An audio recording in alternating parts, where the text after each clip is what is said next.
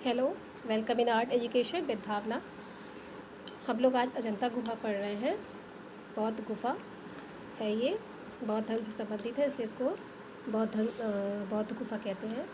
ठीक है, तो सबसे पहले मैं आपको बता दूँ कि जो अजंता गुफा है, हमने इसके पहले जोगीमारा गुफा पढ़ी थी जो मौर्यकालीन थी। उसके बाद हम लोग पढ़ रहे हैं अजंता गुफा। अजंता गुफा 5 शासकों के उसमें आती है, शुंग, गुप्त, वाकाटक, है ना, मौर्य।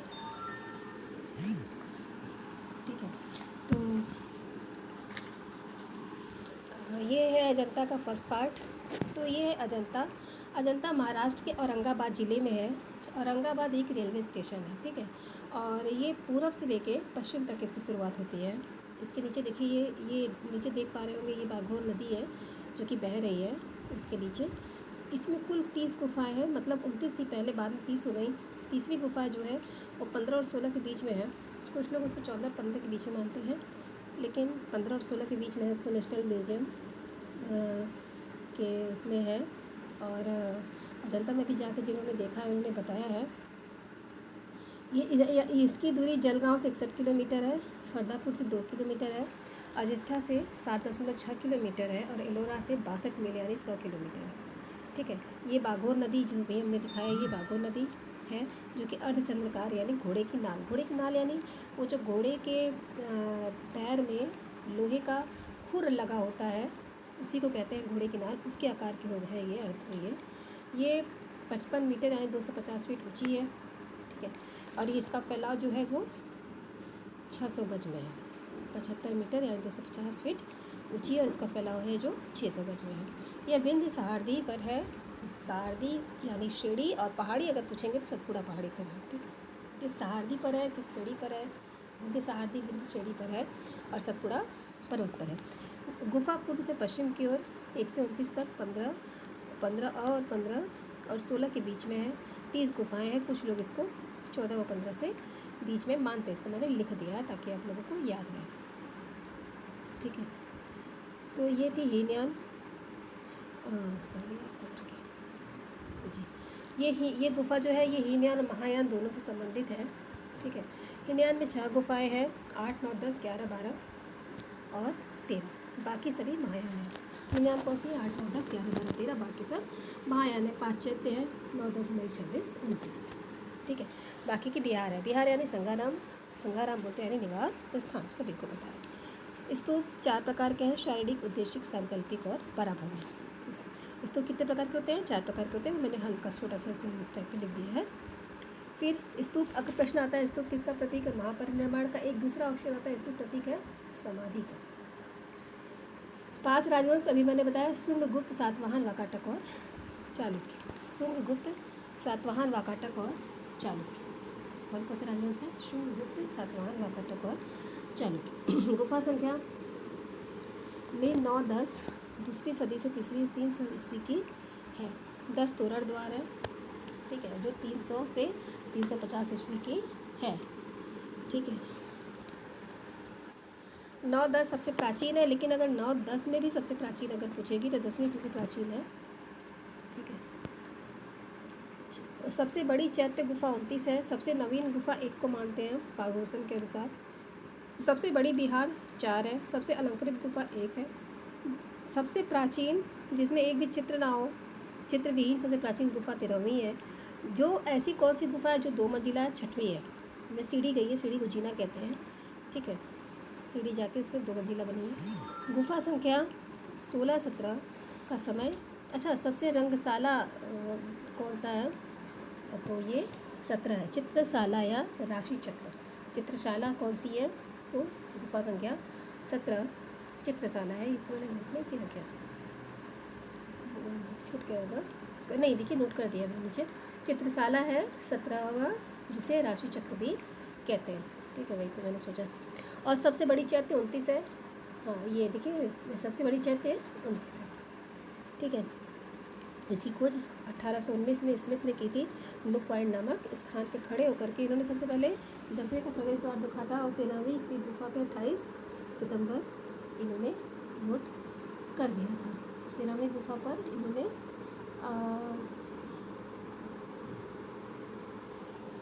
देखिए 28 अप्रैल 1819 इन्होंने 13वीं गुफा पर नोट किया था, 28 अप्रैल 1819। ठीक है, तो देखिए अगर पूछे कि सबसे पहले गुफा को देखा किसने, तो ह्वेनसांग ने सबसे पहले। अगर इसमें भी आया, ऐसा भी आया नहीं है क्वेश्चन, मान लीजिए आया, तो सबसे पहले ह्वेनसांग को खोजा तो भी ह्वेनसांग ही होना चाहिए, इसलिए क्योंकि देखा या खोजा पहले ह्वेनसांग ही आता है, उसके बाद तब अगर वो नहीं हो ऑप्शन में तब स्मिथ, और नहीं तो ऐसे स्मिथ ही आता है, दोनों को साथ में नहीं देता है। ठीक है, और ह्वेनसांग ने किस सदी में देखा था, 7वीं सदी में शायद, एक बार आप लोग देख लीजिएगा नोट्स में अपने। ठीक है, तो ये मैंने बताया आपको जी। गुफा संख्या 16-17 का समय 350 से 500 ईस्वी है, 5वीं सदी। 475 से 500, 16-17 का समय 475 से 500, और दूसरी से तीसरी सदी गुफा संख्या 9-10 का है, और 16-17 का 475 से 500 5वीं सदी, और 1 और 2 का समय 626 से 628 आता है, या 500 से 628। ठीक, यह है गुफा संख्या 1-2 का समय। सबसे प्राचीन चित्रित गुफा है 10, सबसे बड़ी प्रवेश द्वार है ये, सबसे बड़ा प्रवेश द्वार गुफा संख्या 10 का। ठीक है,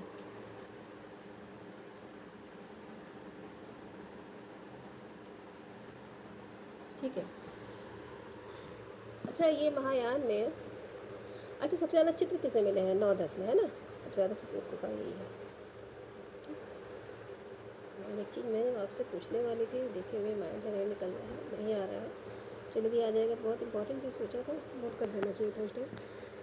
कोई बात नहीं। ये सबसे ये अजिष्ठा के नाम से इसका नाम अजंता पड़ा है। महामयूरी ग्रंथ में अजितांजय का नाम दिया। अजितांजय मतलब और भविष्य में अवतरित होने वाले बुद्ध।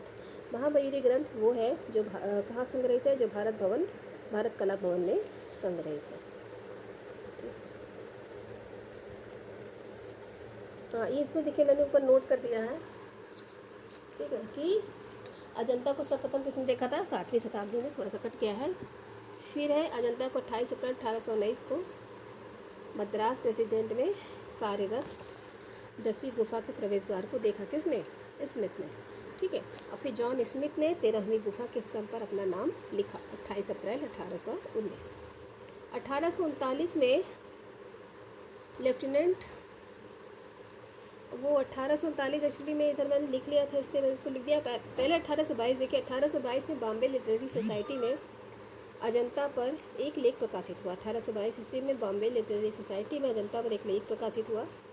ठीक है, और जेम्स ई अलेक्जेंडर ने 1824 ईस्वी में इसको आँखों से देखा, लेकिन 1829 में अगर प्रकाशित किया तो किसमें, 1829 में रॉयल एशियाटिक सोसाइटी में, ट्रांसैक्शंस रॉयल एशियाटिक सोसाइटी में एक लेख प्रकाशित कराया अलेक्जेंडर ने, और जेम्स ई अलेक्जेंडर ने। ठीक है, और 1822 में रॉयल बॉम्बे लिटरेरी सोसाइटी में किसने किया, रस्किन ने। ठीक, 1822 ईस्वी में बॉम्बे लिटरेरी सोसाइटी में अजंता पर एक लेख प्रकाशित कराया किसने, स्मिथ के प्राप्त सूचना पर विलियम रस्किन ने। लेकिन उसको देखा किसने, उसको देखा जेम्स ई अलेक्जेंडर ने 1824 में, और उस पर लेख प्रकाशित कराया कैसे, ट्रांसैक्शंस रॉयल एशियाटिक सोसाइटी में, ट्रांसैक्शंस रॉयल एशियाटिक सोसाइटी में। अगर ये प्रश्न पूछ ले कि किसने किसने देखा, तो इसमें अगर स्मिथ लिखा हो, अलेक्जेंडर लिखा हो, रस्किन लिखा हो, और उसमें नीचे लिख दे सभी, तो आपको सभी पे करना होगा। तो इसके लिए आपको सबका नाम याद होना बहुत ज़रूरी है। ठीक है, तो 1847 में फिर आते हैं लेफ्टिनेंट ब्लैक, इसका विवरण बॉम्बे कोरियर में प्रकाशित कराया। लेफ्टिनेंट ब्लैक ने 1829 में 39 में बॉम्बे कैरियर ब्लैक में बॉम्बे कोरियर में प्रकाशित कराया। लेफ्टिनेंट ब्लैक ने बॉम्बे कोरियर में, लेफ्टिनेंट ब्लैक ने। ठीक, ठीक है, तो फिर हम लोग पढ़ेंगे 1828 में कैप्टन डॉल्फ ने बंगाल एशियाटिक सोसाइटी में विवरण दिया। 1843 में जेम्स फार्गुसन ने अपना विवरण को सौंपकर कंपनी से अनुरोध किया कि अजंता के चित्रों की प्रतिलिपियां बनाई जाए, और इसे इन्होंने ग्रेट ब्रिटेन आयरलैंड में सभा में रॉयल एशियाटिक सोसाइटी में प्रकाशित कराया। जेम्स फार्गुसन ने अपना विवरण को कंपनी को दिया 1843 में, और अजंता से कहा कि इसकी रॉल्फ ने, किसने, रॉल्फ ने 1800 1843 में फर्गुसन ने 1843 में कंपनी से अनुरोध किया कि अजंता की प्रतिलिपियाँ बनाई जानी चाहिए, और उसने जो इसके ऊपर अपना वो बनाया था, इसको इन्होंने ग्रेट ब्रिटेन में आयरलैंड की सभा में रॉयल एशियाटिक सोसाइटी में प्रकाशित कराया। ठीक है, रॉयल एशियाटिक सोसाइटी में प्रकाशित कराया किसने? फर्गुसन ने।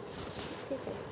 अच्छा, अगर मैं कोई क्वेश्चन करती हूँ तो आप लोग ना वो अगर ये है ऑनलाइन क्लास है तो आप लोग क्या क्या करिए कि कमेंट में लिखते रहा करिए। ऐसे क्या होगा कि फिर मैं जब बोलूँगी तो आपको उसका आंसर पता लग जाएगा और पता लगेगा कि आप कितना सही हो कितने गलत हो। ठीक है।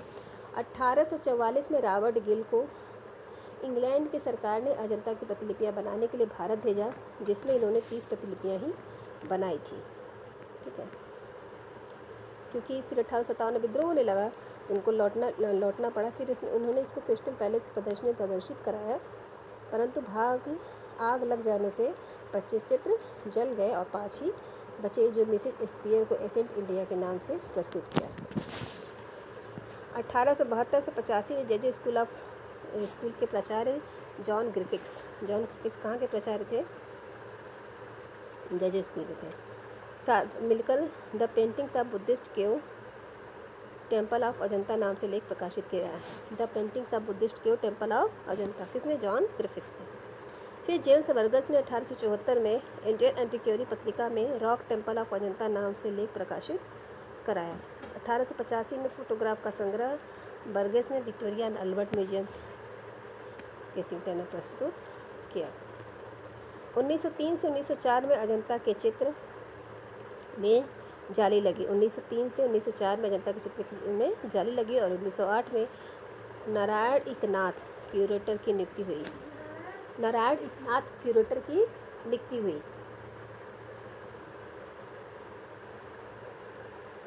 1999 से 1911 ईस्वी के मध्य लेडी हरिंगम की अध्यक्षता में भारतीय कलाकार सैयद अहमद, मोहम्मद फजलुद्दीन, नंदलाल बसु, हलदार, समेंद्र नाथ गुप्त आदि की सहयोग से प्रतिलिपियाँ तैयार हुई। कौन किसके मदद से? 1909 से 1911 के मध्य हरिंगम जब भारत में आई तो उन्हें भारत की स्थिति में अनेक चित्र में अजंता की प्रतिलिपियाँ बनवाई, जिसमें हलदार, बसु, वेंकटप्पा, NS गुप्ता, कुमारी लाचर, ल्यूक, मोहम्मद फजलुद्दीन, छमेंद्र नाथ गुप्ता। फिर से मैं बता दूं कौन कौन थे? हलदार थे, बसु थे, वेंकटप्पा थे, हाँ, सैयद अहमद थे, फजलुद्दीन थे, नंदलाल बसु थे, हलदार थे, छमेंद्र नाथ गुप्ता थे, और लार्चर थे, मोहम्मद फजलुद्दीन थे, छमेंद्र नाथ गुप्त थे। ठीक है। हलदार नंदलाल बोस और छमेंद्र नाथ का नाम तुम लोग जानते ही हैं, और के वेंकटप्पा भी थे, NS गुप्ता थे, कुमारी लार्चर थी, ल्यूक थे, मोहम्मद फजलुद्दीन, लार्चर, के वेंकटप्पा, ल्यूक थे। ठीक है। फिर 1915 ईस्वी में इंडिया सोसाइटी ने अजंता को फ्रेस्कोज नाम से प्रकाशित कराया। 1915 में अजंता फ्रेस्कोज नामक पुस्तक लंदन से प्रकाशित हुई। किसने? इंडिया ने कराया 1915 में। ठीक है। फिर लेडी हरिंगम ने अजंता के भित्ति चित्रों की सुरक्षा के हेतु निजाम अहमद से अनुरोध किया कि अजंता की भित्ति चित्रों की अनुकृतियाँ तैयार हो। निजाम के पुरातत्व विभाग के निर्देशन से गुलाम यजदानी ने रंगीन चित्रों की प्रतिलिपियाँ तैयार करवाई थी। अभी उसको मैंने नोट नहीं किया है, वो मैं आपको बताऊंगी। 1951 में ये राष्ट्रीय स्मारक घोषित हुआ। 1953 में भारतीय पुरातत्व सर्वेक्षण ने इसके रखरखाव की जिम्मेदारी ले ली। भारतीय पुरातत्व सर्वेक्षण ने इसे रखरखाव की जिम्मेदारी 1953 में ली और राष्ट्रीय स्मारक घोषित हुआ ये 1951 में। यूनेस्को की सहायता इसको प्रदान की गई 1954 में। 1965 में मदनजीत सिंह ने यूनेस्को की सहायता से द टेम्पल ऑफ अजंता नामक ग्रंथ प्रकाशित कराया। द टेम्पल ऑफ अजंता किसने प्रकाशित कराया? मदनजीत सिंह ने। 1967 में भारत सरकार ने अभी तक के शोधों के लेखों पर आधारित अजंता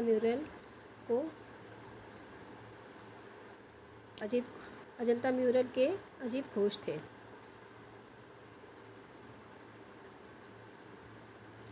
1983 ईस्वी में इसे विश्व धरोहर सूची में शामिल किया गया। The paintings of Buddhist temple of Ajanta क्यों ग्राफिक्स की है, क्यों टेम्पल ऑफ अजंता है ना। The temple of Ajanta Madan Lal Jeet की है। अजंता फ्रेस्कोज ईवी हेवल की है। अजंता म्यूरल अजीत घोष की है। ठीक। 1954 में यूनेस्को द्वारा अजंता के रंगीन चित्र को प्रकाशित कराया गया। पेंटिंग ऑफ अजंता क्यों में।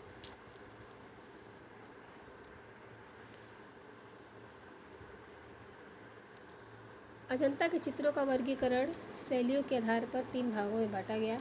यह चित्र शैलियाँ मानी जाती हैं: अलंकारिक, रूपभैतिक और वर्णनात्मक। अलंकारिक कौन कौन सी शैलियाँ हैं? इसके अंतर्गत फूल, पत्ती, अप्सरा, गंधर्व, पुष्प के बेले, कमल, ठीक है, ये सब आते हैं। किन्नर, गंधर्व, अप्सरा, यक्ष। और रूपभैतिक में पद्मपाणि, बोधिसत्व, ब्रजपाणि, औलुकेश्वर, बुद्ध विवाह, गृह त्याग। और वर्णात्मक में घटना चक्र, जातक कथा, वनस्पति, गेरोला पुस्तक, भारतीय चित्रकला, अजंता भारतीय चित्रकला आदि आती है। घटना चक्र, जातक कथाएँ आती हैं वर्णात्मक में। सॉरी, वर्णात्मक क्या क्या आती हैं? घटना चक्र, जातक कथाएँ। वाचस्पति गेरोला की पुस्तक थी भारतीय चित्रकला। और अजंता की 3 शैलियाँ हैं। अजंता की 3 शैलियाँ थी, है ना।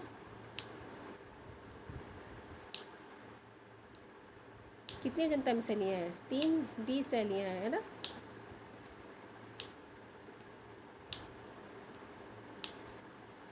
और अजंता की चित्र शैलियाँ कितनी हैं? 3। अजंता में रेखा शैलियाँ कितनी है? 20। अजंता में चित्र शैलियाँ 3, अजंता में रेखा शैलियाँ 20। अजंता में बौद्ध धर्म की कौन सी शैली दृष्टिगत होती है? देव शैली। पढ़ाया था मैंने आपको। गुफा बनाने का क्रम, पहले क्या बनता है? ये गुफा बनाने का क्रम सब क्या है? प्रवेश द्वार, दीवार, खंबे, छत, गवाच। नीचे से पहले प्रवेश द्वार, फिर दीवार, फिर खंबे, छत, गवाच। गवाच को बोलते हैं वृषभ की आँख, खिड़की को। प्रवेश द्वार, दीवार, खंबे। अजंता गुफा बौद्ध धर्म से संबंधित गुफा है, बता दिया। 200 से 650 ईस्वी है, बौद्ध धर्म से संबंधित गुफा है। 16वीं शताब्दी में भारतीय यात्रा पर तिब्बती विद्वान लामा तारानाथ ने अपनी यात्रा वृत्तांत में बौद्ध चित्रकला की 3 शैलियों का उल्लेख किया: देव शैली, नाग शैली और यक्ष शैली। यह मध्यदेशी शैली है। अजंता गुफा के चित्र देव शैली में बने हैं। 5वीं-6वीं शताब्दी में मगध के आचार्य बिंबिसार इस शैली के प्रथम ज्ञाता माने जाते हैं। यक्ष शैली यह पश्चिमी भारतीय शैली है। इसका राजपूताना, राजस्थान, मारवाड़ माना जाता है। 7वीं शताब्दी में मारवाड़ शासक राजाशील के संरक्षक में थे श्रृंगधर को यक्ष शैली का संस्थापक माना जाता है। नाग शैली का संस्थापक किसको माना जाता है? वितपाल को। विद्यमान के पुत्र थे, ठीक है। ये बंगाल, ये पूर्वी भारतीय शैली है, ठीक। 1819 ईस्वी में एक अंग्रेजी अधिकारी 1819 में जॉन स्मिथ नी पॉइंट नामक स्थान पर खड़े होकर इस गुफा को 10वीं को देखा था। ये तो मैंने बता ही दिया। अजंता की स्थिति, प्राचीन काल में अजंता की गुफा गुप्त शक, सातवाहन, वाकाटक चालुक्य, वाकाटक चालुक्य आदि के अधीन थी। मध्यकाल में यह गुफा खान देश के अंतर्गत थी।